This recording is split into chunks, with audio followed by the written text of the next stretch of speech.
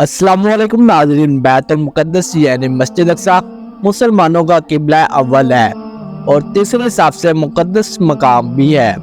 मस्जिद अक़सा की अहमियत और मुक़द्दस होने की कई वजूहात हैं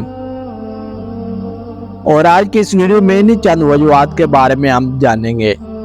ये फ़लस्तीन अनबिया किराम का मस्कन और सरज़मीन रही है। हज़रत इब्राहीम अलैहिस्सलाम ने फ़लस्तीन ही की तरफ हिजरत फरमाई। अल्लाह ताला ने हज़रत लूत अलैहिस्सलाम को इस सज़ा से निजात दी जो उनकी कौम पर किसी जगह नाजिल हुई थी।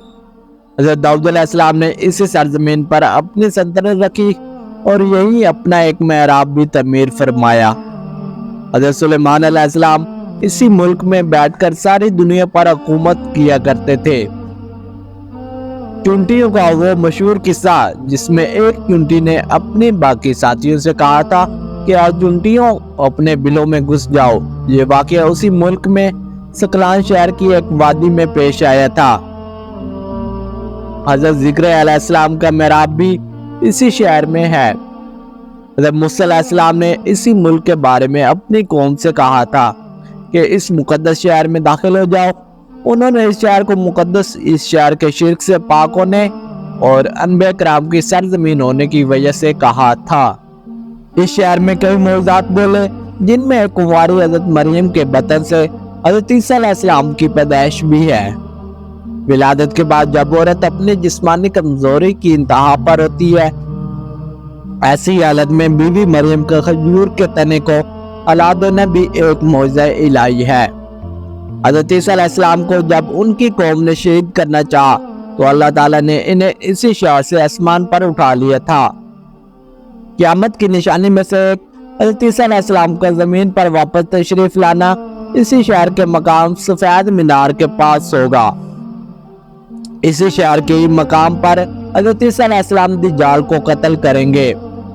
फ़लस्तीनी ज़मीन अर्ज़ महशर है।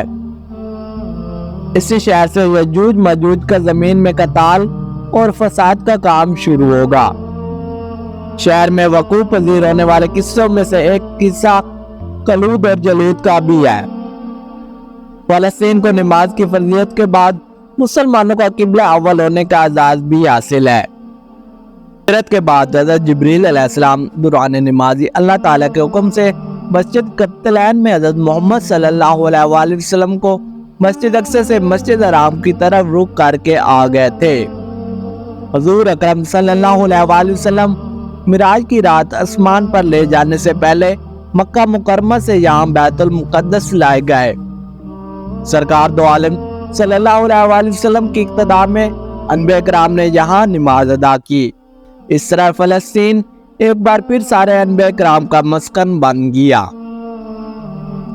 सैयदना अबू ज़र रज़ी अल्लाह ताला अन्हु कहते हैं कि मैंने रसूल अकरम सल्लल्लाहु अलैहि वसल्लम से अर्ज़ किया कि ज़मीन पर सबसे पहले मस्जिद कौन सी बनाई गई, तो आप सल्लल्लाहु अलैहि वसल्लम ने फरमाया कि मस्जिद हराम यानी खाना काबा। मैंने अर्ज़ किया कि फिर कौन सी मस्जिद बनाई गई, तो आप सल्लल्लाहु अलैहि वसल्लम ने फरमाया मस्जिद अक़सा यानी बैतुल मुक़द्दस। मैंने फिर अर्ज़ किया कि इन दोनों के दरमियान कितना फासला था, आप सल्लल्लाहु अलैहि वसल्लम ने फरमाया कि 40 साल, और तू जहाँ भी नमाज का वक़्त पा ले नमाज अदा कर ले, बस वो मस्जिद ही है। दूसरी बार बैना मिराज की रात बरोज़ जुम्मा 27 रजब 583 हिजरी को सलाहुद्दीन अय्यूबी के हाथों इस शहर का दोबारा फतेह होना भी एक निशानी है।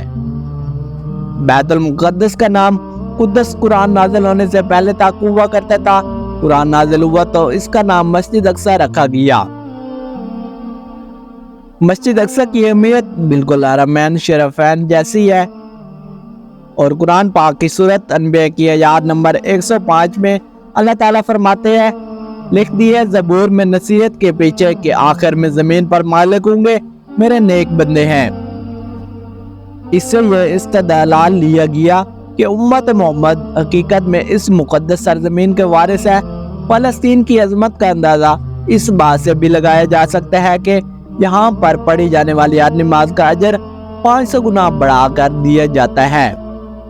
आखिर में आपसे ये गुजारिश है कि आप अपने बच्चों बूढ़ों और सबको इसकी अहमियत के बारे में बताएं ताकि आने वाली नस्ल इस मुकद्दस सरजमीन को ना भूले। उम्मीद है आपको ये वीडियो पसंद आई होगी। चैनल को लाजमी सब्सक्राइब कीजिए। मिलते हैं एक और वीडियो के साथ, तब तक के लिए अल्लाह हाफिज।